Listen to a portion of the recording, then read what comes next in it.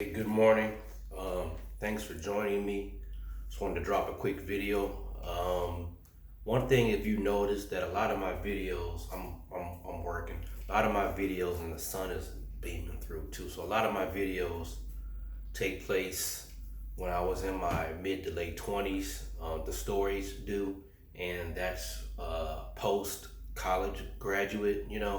So graduated from college and released to the world to conquer and all that. But so at that time, the things that you're doing, the your plans, your dreams, motivations, and all that are from a young person, perspective of matriculating in the world. And as you can see, a lot of things didn't work out as planned. So as an older person now and looking back on myself as a younger person, those years post college, like those 8 to 10 years after you graduate from college, those years can actually kind of determine how the rest of your life will actually go. Because you can make some massive mistakes in those years, and you can make some really positive inroads that'll help set you up as well. You know, so those are some really important years. I mean, a lot of people say, well, the years of high school, going to college, and all that, those are important too. But man, those first 8 to 10 years, 24 to 34 or whatever, when you graduate from college, those are some crucial years that can really impact your life, and you have to be extremely careful as to how you move in those years, because man, you can set yourself up for failure for 2 decades. And I can go through all kinds of things that happened to me, and but I'm gonna keep it kind of vague now. But you can get into business. You could fail at it or you succeed at it. You can work for companies. And sometimes, looking back on it now, the companies I worked for, and these are some great companies, and a lot of them are still around today. But at the time, at my age, maybe I should have probably worked for larger companies with more to offer, as in terms of benefits and that sort of thing, you know. But back then, I wasn't really thinking on that level. Um, how you spend your free time. What are you doing in your free time? Are you studying, or are you just sitting around drinking beer, hanging out? Lord forbid you're doing other things that you shouldn't be doing. How much time are you putting toward, investing? Like I was a big investor when I was young, but I took a lot of that money out to start these businesses. Hindsight being 2020. If I had just kept on investing, you know, I'd be sitting way better than I'm sitting right now, But at the time, I was thinking that I could do other things that can happen faster for me. Um, a big thing that you can do in your younger years is, how are you dating? Who are you dating? Who are you spending time with? What kind of people are you dating? How much time are you spending dating, and courting someone? And how much money are you spending?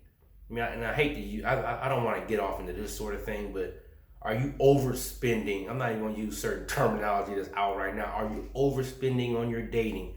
Are you overemphasizing the people that you're dating? Are you one of those love struck people, that life kind of stops when this person doesn't even want to even be with you anymore, and you probably only known that person for 4 months.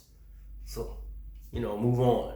You see what I'm saying? So I can almost have a class on all this.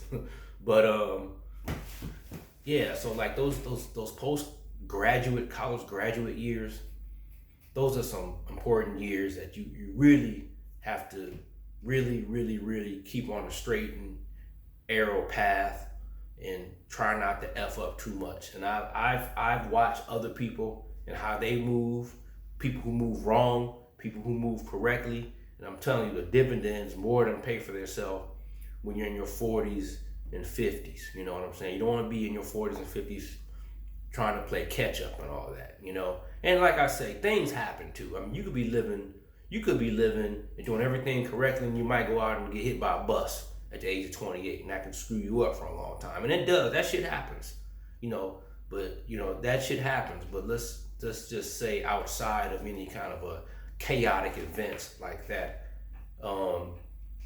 you should probably, when you're postgraduate, you should probably spend, in my opinion, I can't speak for women, but as a man, you should probably spend most of your time as a young person, postgraduate, working, educating yourself, investing in some sort of something that interests you, whether it's, you know, stocks or, you know, crypto or your coins or comic books, paintings, houses, you know, real estate, cars, or, you know, classic cars, something that interests you, that you think you can hold on to, you know. Hobbies, you should definitely have a hobby, you know, outside of work. Little travel here and there, your family, you know, some dating, like I say, some dating if you didn't get married, you know, in college or whatnot, you know what I'm saying? But a lot of young people nowadays are kind of not getting married, you know, upon college. I got a meeting in a minute, so I wanted to do this real fast.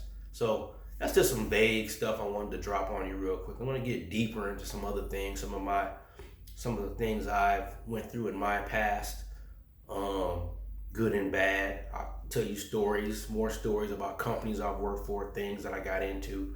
The companies I did work for when I was young, I mean, my resume looks really good. And now I'm older and much different stuff 25 years ago. But man, I worked on some extremely high profile projects when I was younger, working for these smaller companies and whatnot. I have a lot of, you know, hands-on experience, you know, in my industry that a lot of people my age just didn't have. It didn't really translate into more dollars, you know. I attempted to make it translate into more dollars, and at the same time, maybe I just didn't put enough effort into trying to, you know, leverage all that for myself.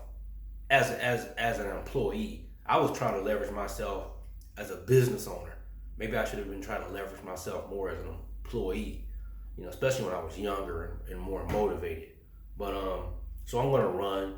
That's my quick spiel on certain things, you know, how you should move after college. Like I said, those are some important years.